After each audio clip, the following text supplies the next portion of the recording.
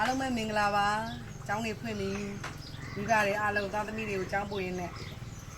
အားကြရလားရှင်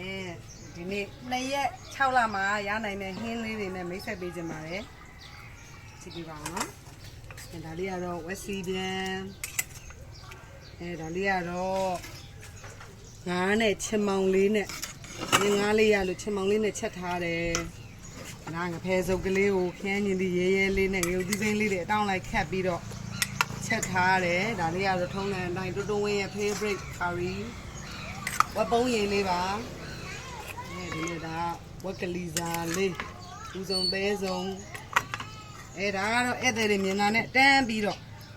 စားကျင်စိတ်ဖြစ်လာတယ်ဒညင်းသီးချက်ကလေးဒါကတော့ပစုံတော့ခင်းမှာပစုံတော့ခင်းဒါလေးက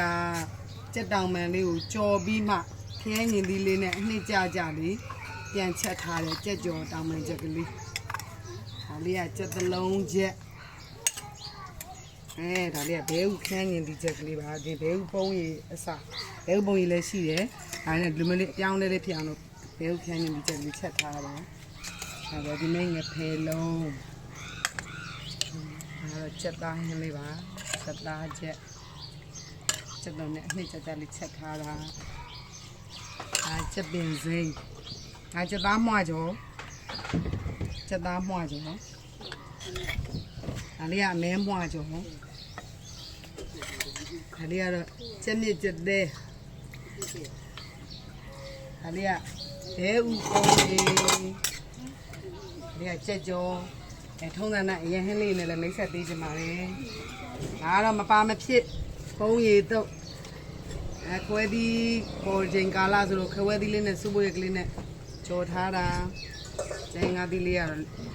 မပါမဖြစ်ပဲကျန်ငါသီးစိမ့်စိမ့်လေးဒါကတော့ရာသီစာစစ်စစ်ကလေးဒီလိုရာသီမှစားရတဲ့ဟာဒီလိုမိုးဥကြတာမျိုးဆိုလို့ရှိရင်ကျမတို့ရဲ့အညာမှာတစောင်းဘူးလို့ခေါ်တယ်ကြာဘူးလို့ခေါ်တယ်သူ့ရဲ့ရတာမှုလိုမျိုးလေးဒါပေမဲ့လို့မှုလိုမျိုးတက်တာပါညာတော့မရှိဘူးစားရရတာတော့မှုလိုမျိုးလေးဒီရာသီမိုးဥရာသီလေးမှာပဲစားလို့ရတယ်ကြာဘူးချက်ကလေးပါဒီနေ့ပြောင်းလေးပြောင်းသားတူလေးကိုငရုတ်သီးစိမ်းလေးနဲ့ကြော်ထားတယ်